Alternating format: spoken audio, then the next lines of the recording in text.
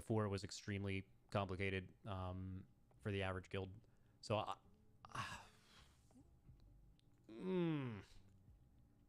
I'm kind of feeling an A. I don't know how you're feeling about this one.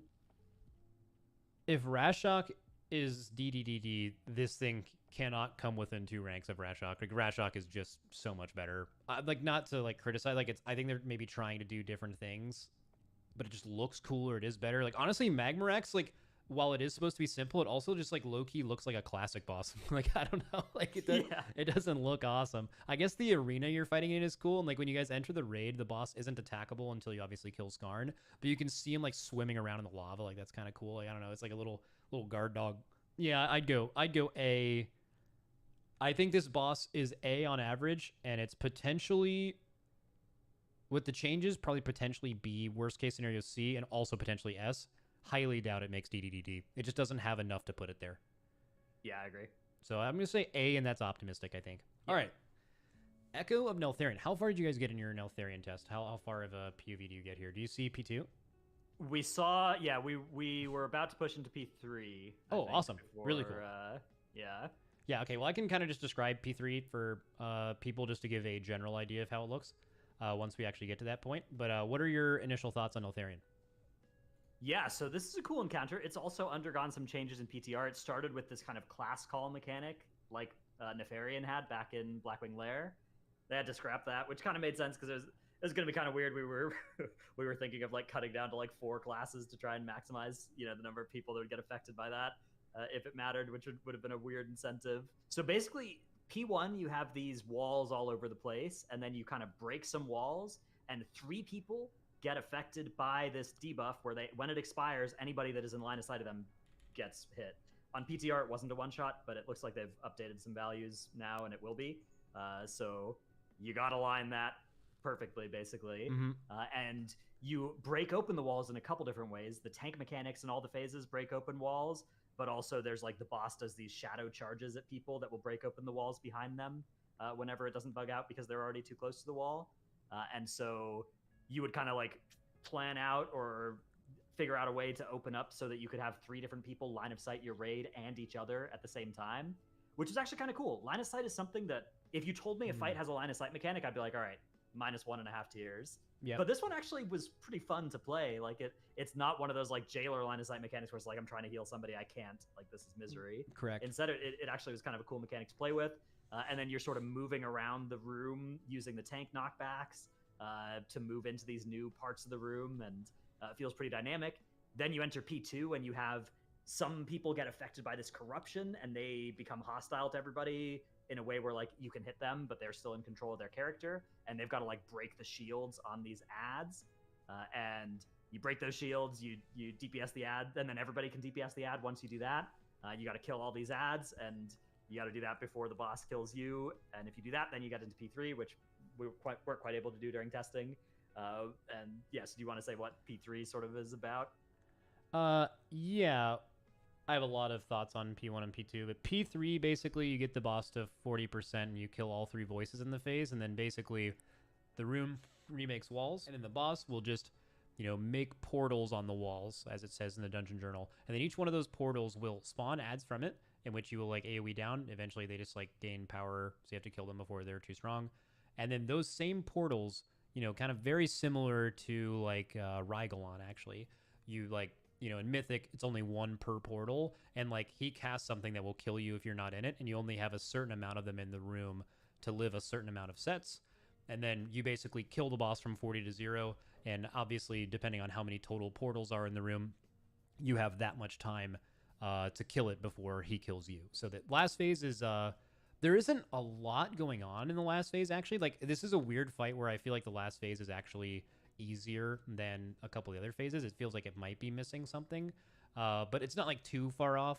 And I have one concern, and that is on Mythic, obviously, you can read in the Dungeon Journal that there are 20 portals to take in the last phase, every single cast of, I think it's Ebon Destruction, something like that. And if that means that 20 ads are spawning consistently, I do have some concerns of lag. Maybe not as much in 30-man raids, because Heroic, the portals work a little bit different than Mythic. There's not exactly 20 of them. But in Mythic, assuming there's 20 portals and there's 20 ads coming on the boss, that is you know, everyone here did Denathrius, right? Like sometimes you could just get instant servers where the lag is like pretty brutal. So depending on how they tune it to be, you know, 10 ads, 20 ads, whatever, maybe half of them spawn ads, could just be some potential of a problem. But that's like the general idea for P3 using, I think, basically all the information you could just obtain from the Dungeon Journal. So it's basically a 40-0 burn, Rygalon soaks, AoEing ads, and moving around the room to be closer to the portals where the walls are, is the idea. First of all, let's just kind of start with P1 of Neltharion, because I think this is a story, this fight can be told in like 3 different parts. P1 Neltharion and P2 are very similar in concept. Basically, there's just raid AoEs happening over a certain amount of time, and you have to kind of push the boss before those raid AoEs become too much. You guys can see him casting Echoing Fissure here. Let me turn the quality up. Sorry, I realize it's like super low. At a certain point in the fight, you know, every time a new one of those goes down, the other ones do damage to you. So it'll just become harder and harder to live that mechanic, which is very reminiscent of like kind of like Blackhand. I think this is like the Blackhand P1 is like the closest comparison, I think, to Neltharion P1. Not quite, but like in the way you play it. I think the Volcanic Heart mechanic is awesome. Also, side note, recent change. Blizzard made Volcanic Heart unable to be seen by add-ons, very similar to Forgotten Experiments charge mechanics. So you will not rely on a weak aura telling you to go left, middle, or right, or whatever, at least conventionally. And you might have to do those by just YOLOing it and looking around you, which I think a lot of people prefer. But in general, I think the whole like knocking through walls thing is pretty cool. I like that element of the fight. Now, P2, like he mentioned, it has, you know, these like voices throughout the room. There's 3 voices.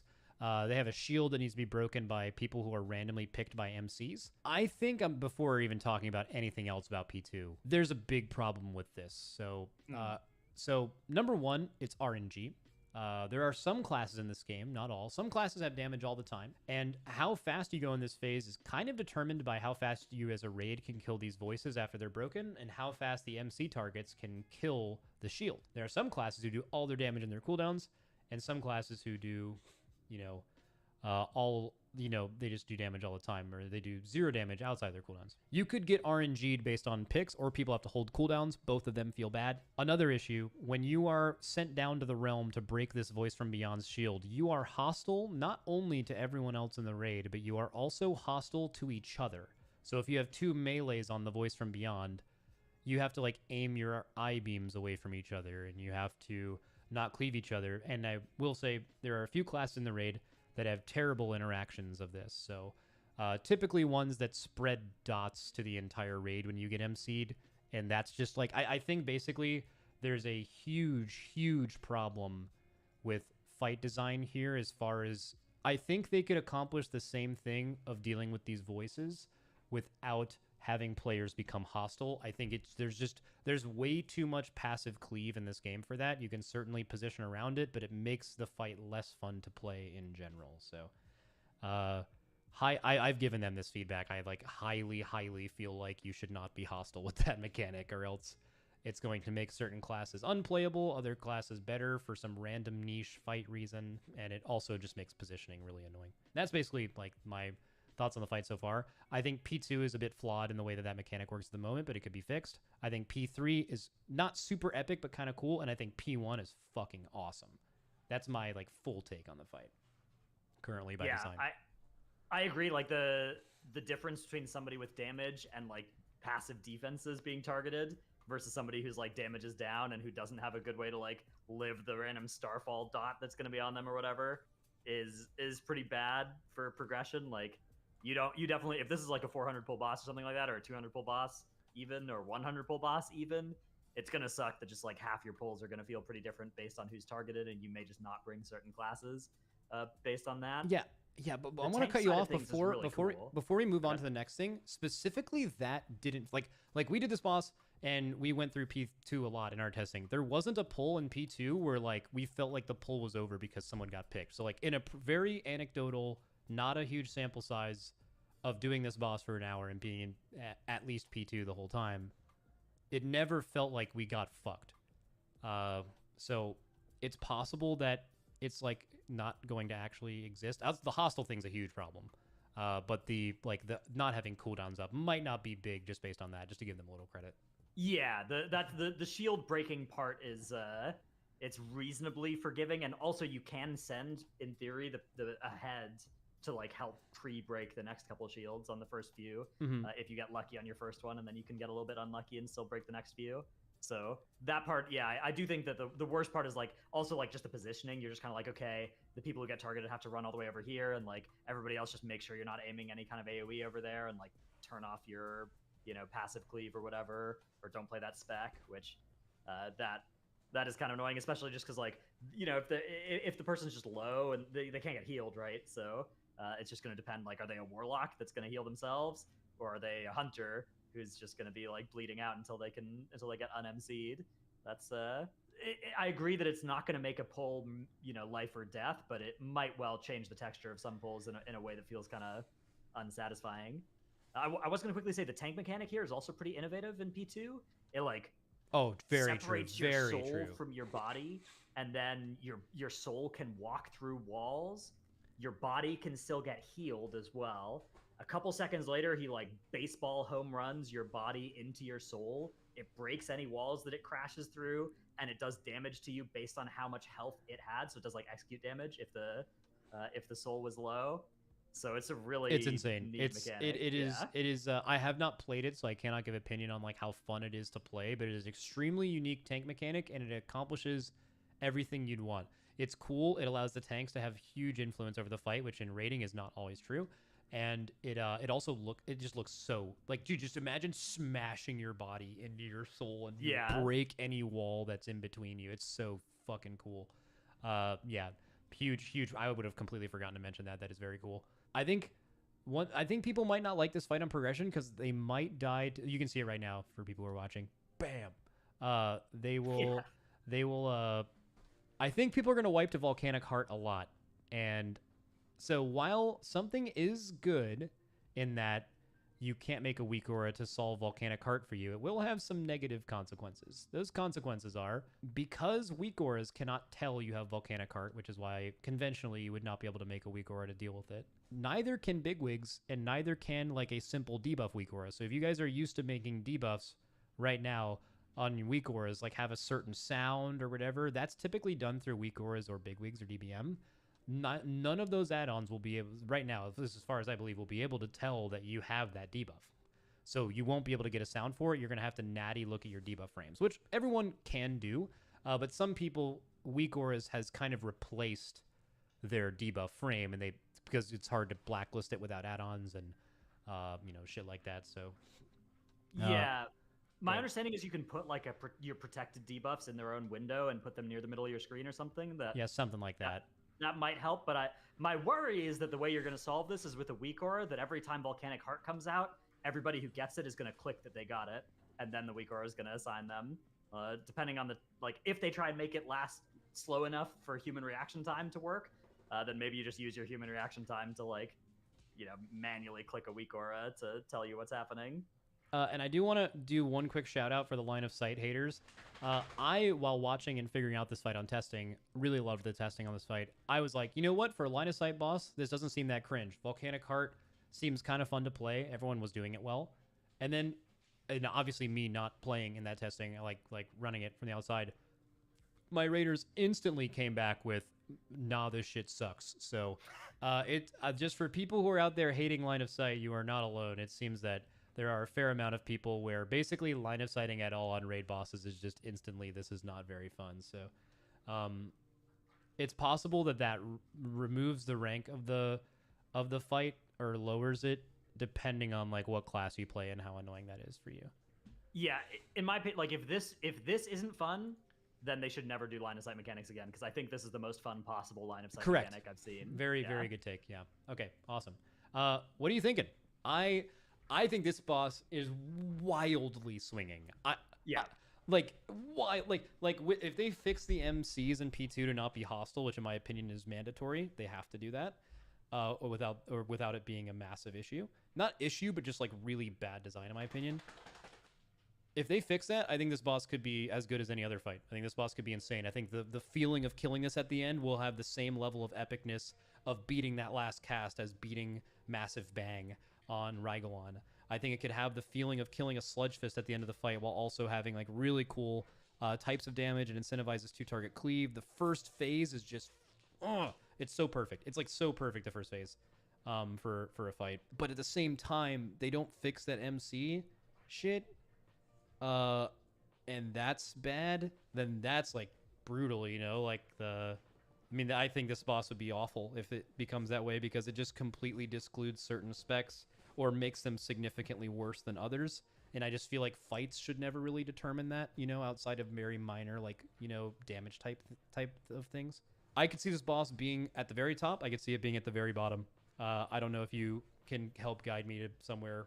Yeah, I would say let's tier this, assuming they're not going to change the MC to be not hostile, because it seems unlikely. I mean, obviously, I'm hoping that they will, but I think that can't be more than 50% to happen at this point. So let's assume they get almost all the other stuff right, but then it still has that kind of hostile MC. I feel like maybe B is appropriate.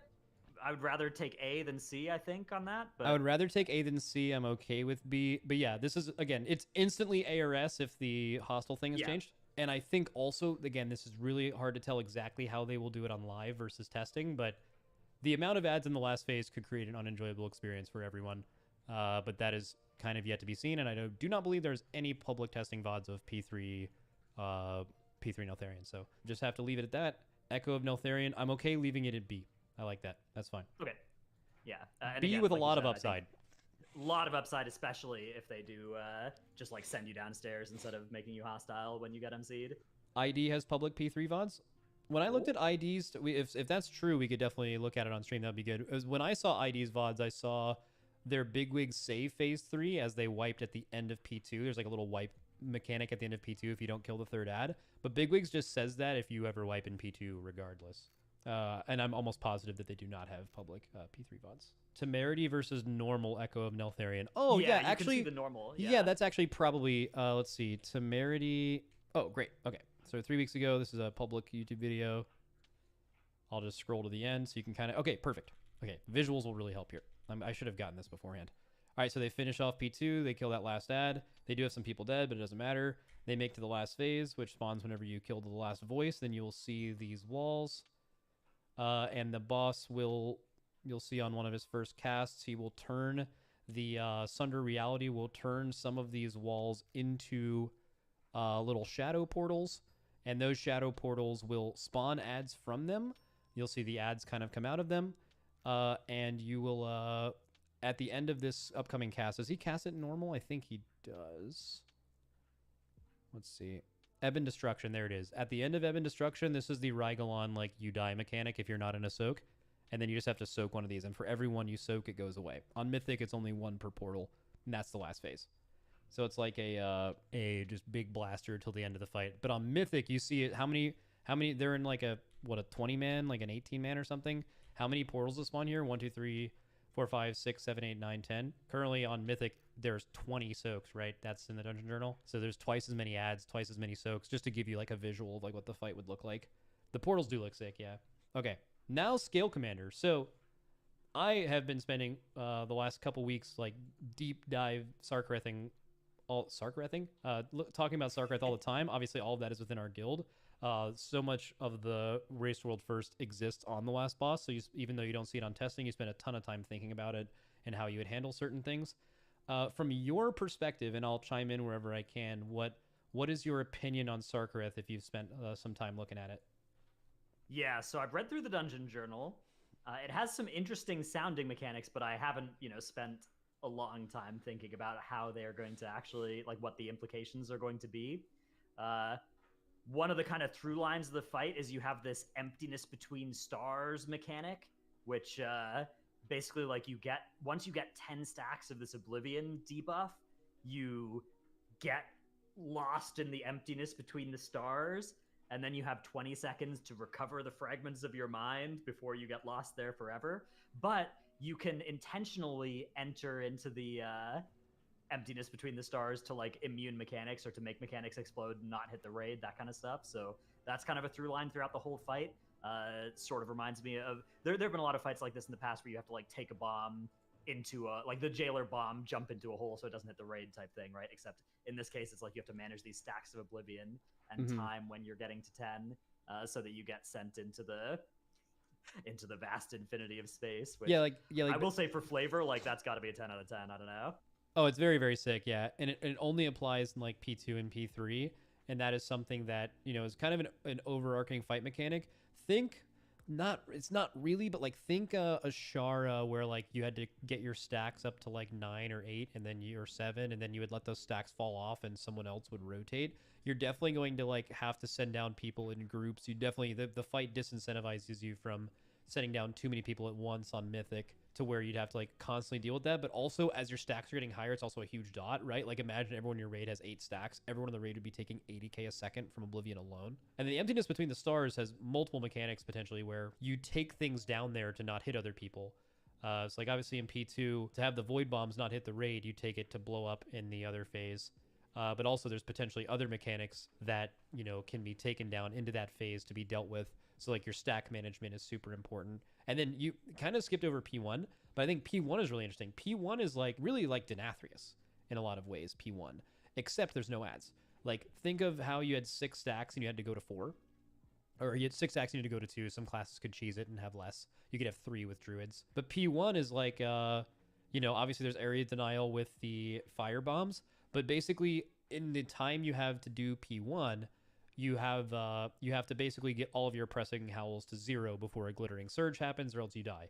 Except when you remove your stacks, it does raid damage instead of spawning a million ads. So it's Denathrius with, instead of moving for Ravage, you're moving because of Scorching Bombs. And to remove debuffs with a cleave and with another mechanic, it is, it's kind of like that. So in my opinion, very, very similar to Denathrius.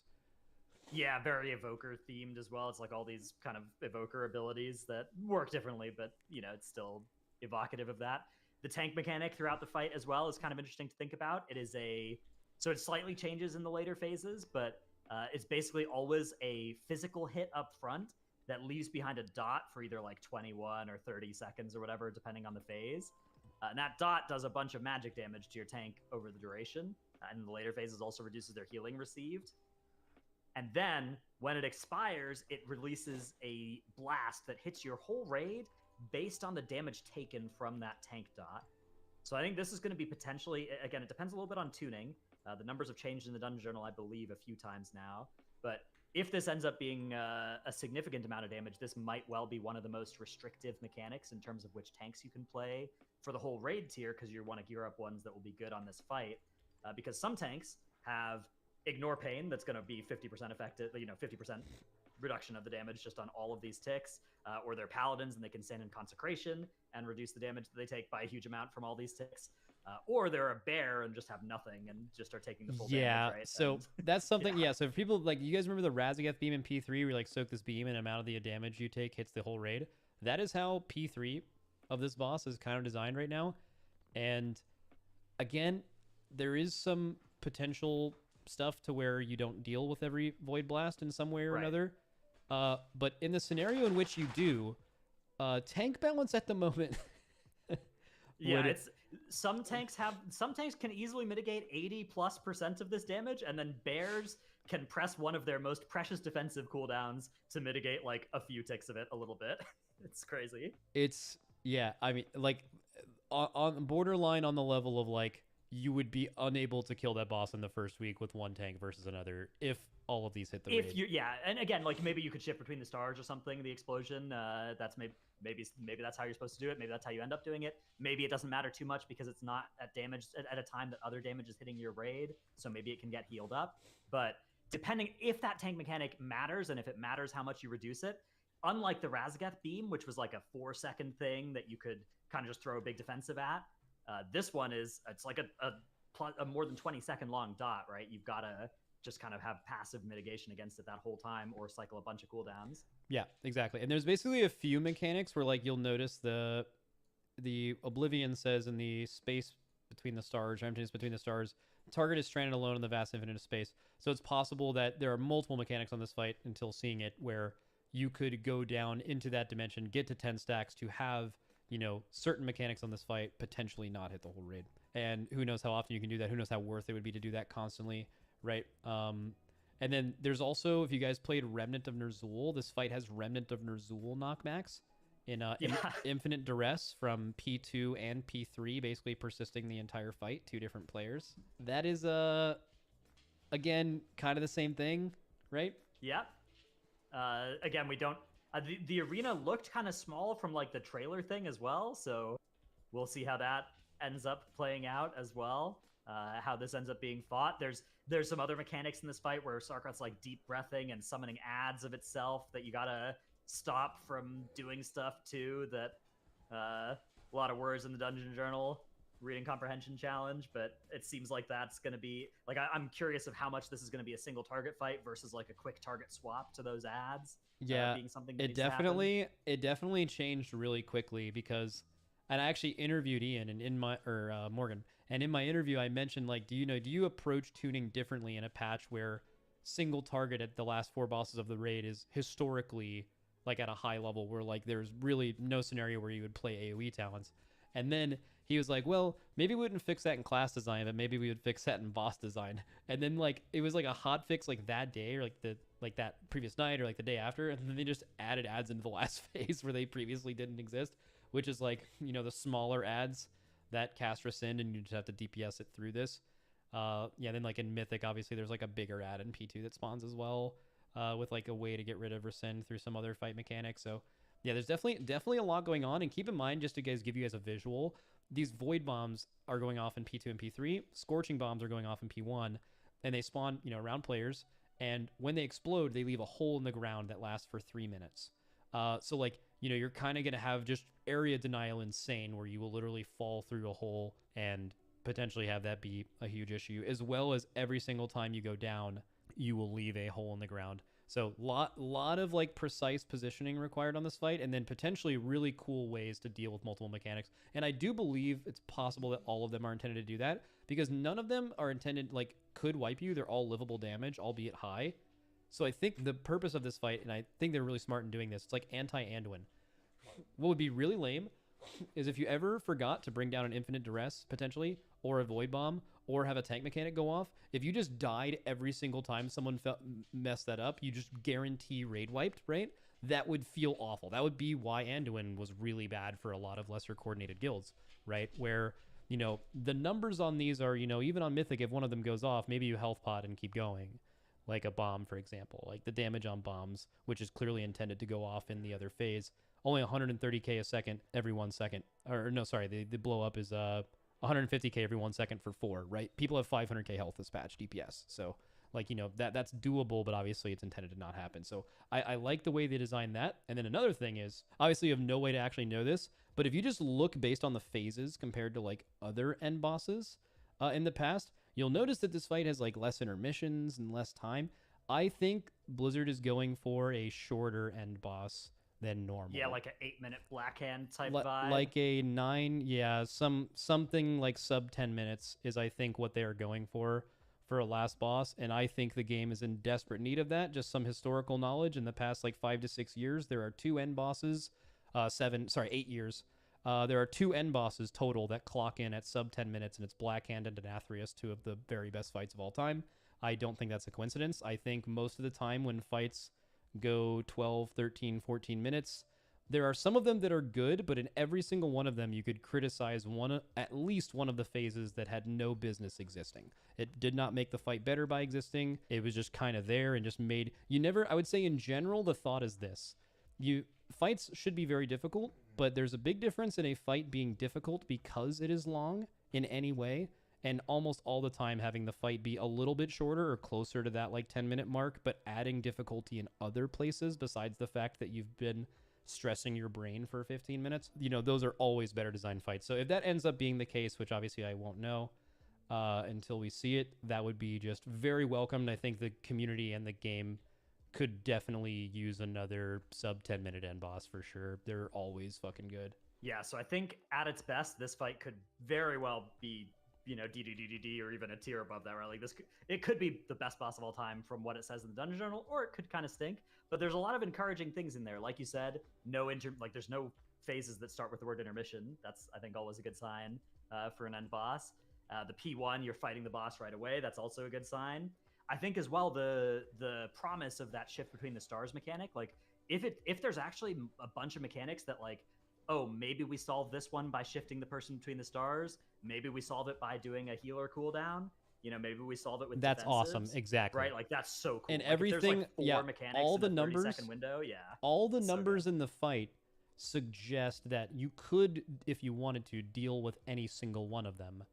But like, so like it is an option where like, okay, someone going down between the stars here actually doesn't make sense because of this. Oh, we're gonna heal through one bomb going off, or we're gonna deal with one knockback, or we're gonna have a tank explosion with all their CDs or whatever, right? Like you have multiple ways to play. And I think it won't even be something where people just copy what first people do. I think there will actually be unique solutions to a lot of different times of this boss. As you get more and more gear, there will be different things that are difficult, as usual with end bosses. So like that kind of decision making actually becomes pretty significant over time.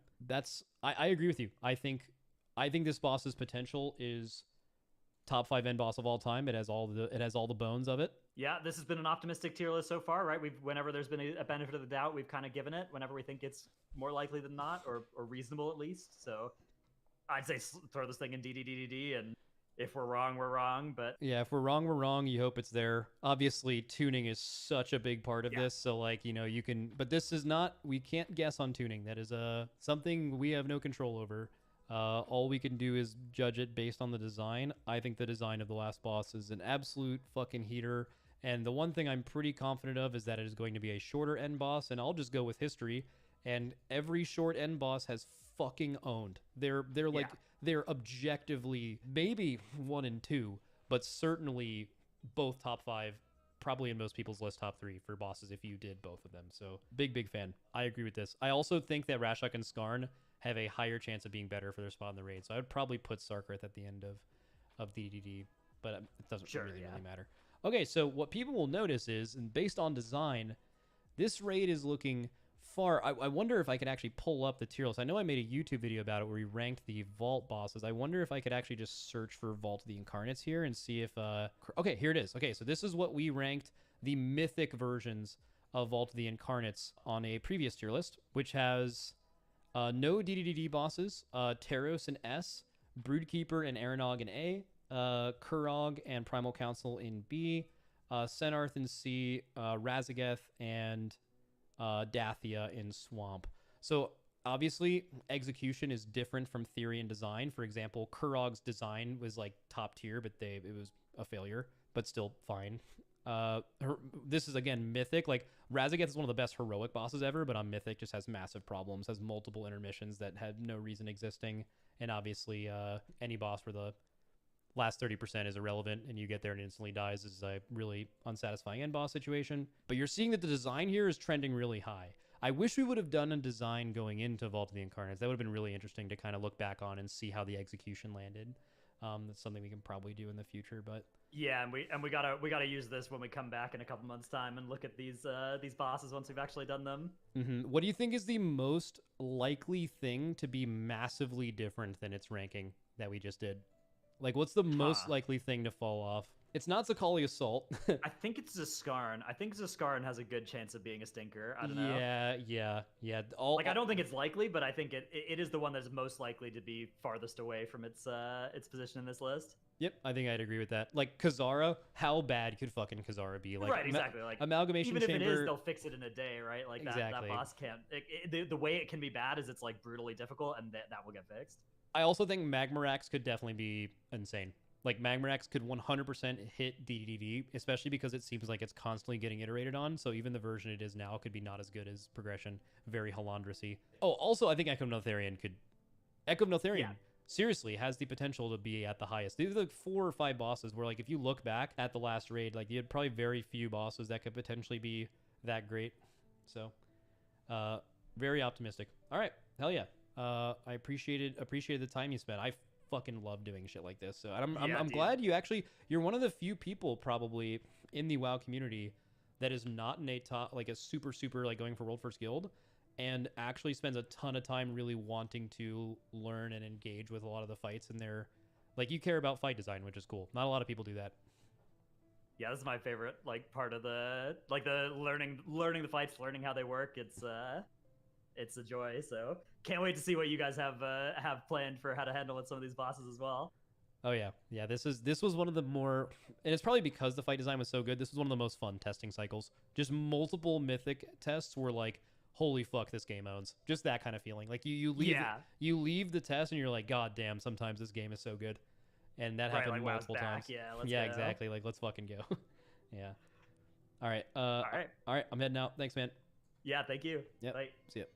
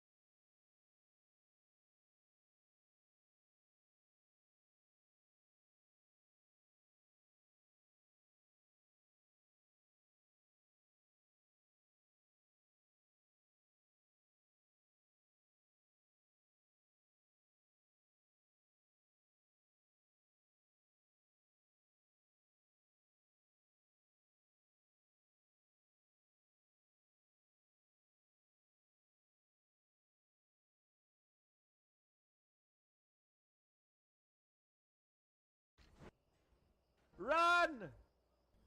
Oh, this is the quest. This is a hard quest, by the way. Oh, wait. No, no, no, no, no. Oh.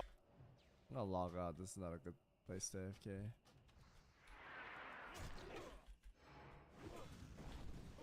Yeah, Eliza is hard. You need full cooldown to kill her. I had sweeping strike, so I got to kill her pretty easily. But you wanna careful. Oh! Oh! Run! Corre que te coge! Oh, hell no, dude.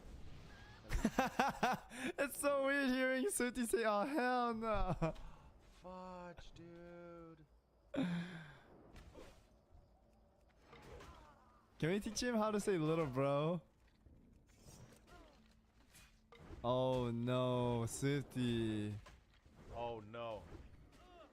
Dude. Oh no. Oh no. Not like this! No!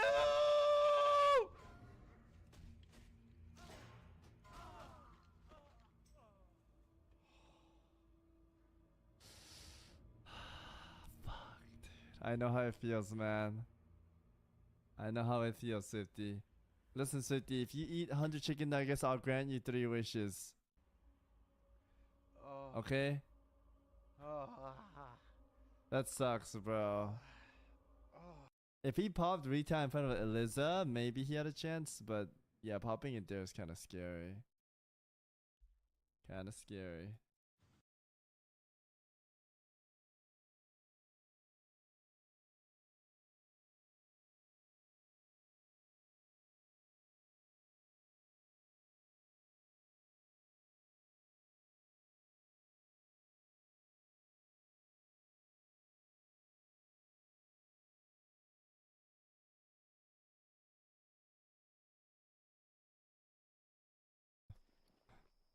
I'm not 6'9". That's too tall. Watch this.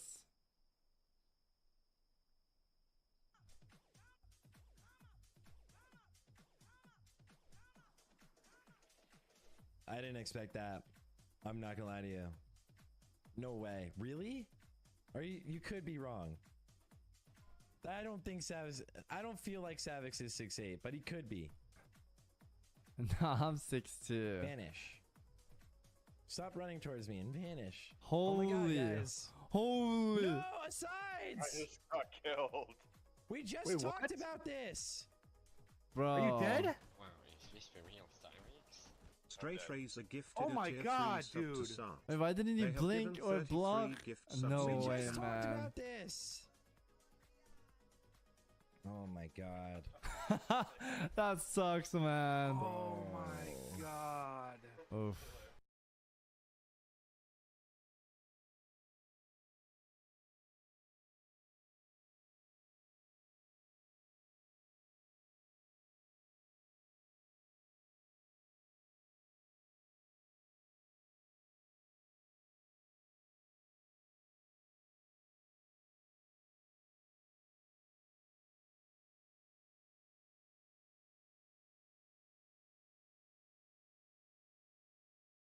I'm so bad. I mean, I'm doing what I'm supposed to do, but too easy. Damn. That's my tanking duty done. I'm over. Does anyone need this ring? Do we both need and then roll one more time, or do I need then now? Okay, okay. Oh no, I shouldn't have said anything, bro. Nah, there's no way. Unfortunate. Oh, it's many now. 32, 24. Yeah, we just gotta. Oh, unfortunate. No way! Wait, what? Holy shit. Dude, I just saw the normal loot. I was like, unlucky. I didn't see the item. No, I don't want this sword, sadly. It's not that good. That's a good lightning charge, though, considering what we have. Let's push it, please. Ah, bro. I wanted to wall, but I didn't think it would be straight after that. And don't stack. Don't plus one. Too One late. more percent.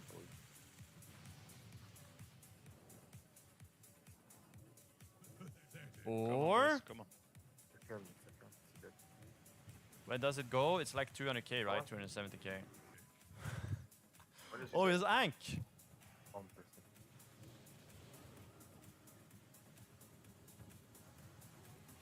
Oh. Oh! Really clean. Very Nice. Yank, man. Clean, boys! Run back everyone. Ank, dude, from the N-hands coming in clutch. And Doofy D. And everyone release now and take the Play of the to game. play and Boom, beast, boom, beast, boom, beast, boom, beast. Can I say something? And we got a If I War was there, Helm. shoot it on me. Yeah, or Draco, anyone. Sadly, not very good for Fury, but what can you do? Oh, Warhelm. Decent for the DKs at least. Oh yeah, When Warhelm. the first storm cloud goes to square, Hopefully the guys red blocks. spends all his If gold you on this Skull helmet, next, and then he the doesn't have mobs anything for will be Voldemort. freed first, so we can get the Surely. fire on the ground. Rogue makes the But cake. I did. Yeah, it. War is getting stronger and stronger You with should leave me- each you tier. should Yeah. do Draco, please. Don't give Started me to the ramp one, up now. okay? Can truly feel it in this phase. Don't make me that one, yeah? Next phase should be better. Last phase should be What did you very say? good. Lakers? All four. DPS you is start top. seeding, okay? I think On with four, seeing a you target, start it's seeding like Warlock. Fire Mage, Fury, We don't do Affley. dooms, fuck it. Kill the ice I block. think Rogue is pretty insane Right? too. This is I gonna got that on like 95%. Interrupt one.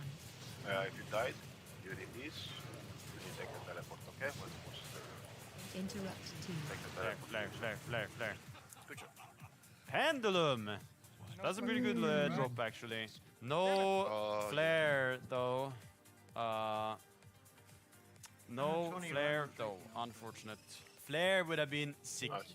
Dude, I don't think I would have I'll post won the the picture sword now in with this your, range. spot, I think okay? I would have get Remember, out guys, oiled the most by the ret. important thing here is, Unless he lost all his the gold Gravitors, bidding on the head. and you can just finish. Silence you. Right. Damn! Fucking ring! Double ring, actually. This one's not that good for Warrior, though. No protector. That's kind of sad, actually. Red top DPS.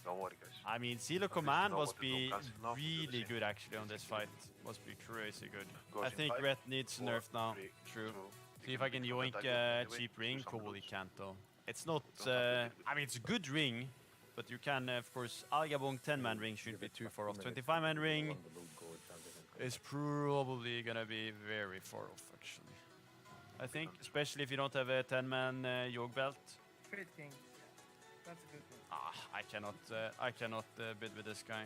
Prevox Peak. It's more of a DK ring anyway. What should I bid on the neck? It's a 30 DPS upgrade. It's not that big. What do you guys think? 30 DPS? I think I'm passing, actually. Oh no. No one is saying anything. Oh no. I'm leaving.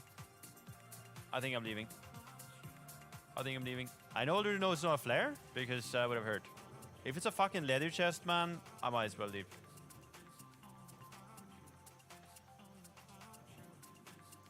Okay. That's not god-awful, at least. It's not god-awful. It's an okay drop. Flare, of course, is the nice one. Wait, how would Voldemort have been in this raid? I mean, this guy would definitely have bought it, right? But drops all the time in streams. Well, there is a lot of items that always drops when you're not playing the character. It's been the Ulduar experience, bro. Been the Ulduar experience, actually. So far, I've never had this many items drop when I'm not like on the correct character. It's crazy. You know, it's a roller coaster with the RNG, right? Sometimes you're lucky, sometimes you're not. It's minus 5% from the cut if you spawn a cloud, so I'm not gonna spawn a cloud.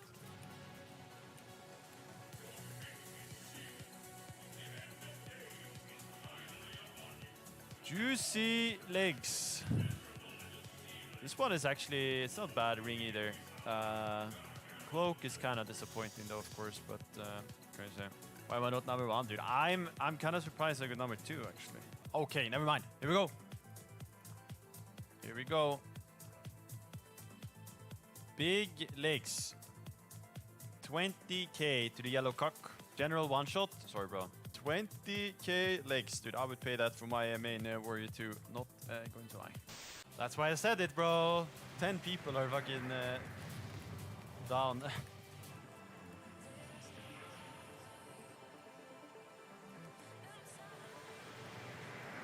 Hey! It's fine. I still have mirror images and stuff. I still have block. I still have everything. Dude, that was really good. Actually. That was a super clean one. Third try Algabong. What do we get? Whew! Sabaton and a little star shot.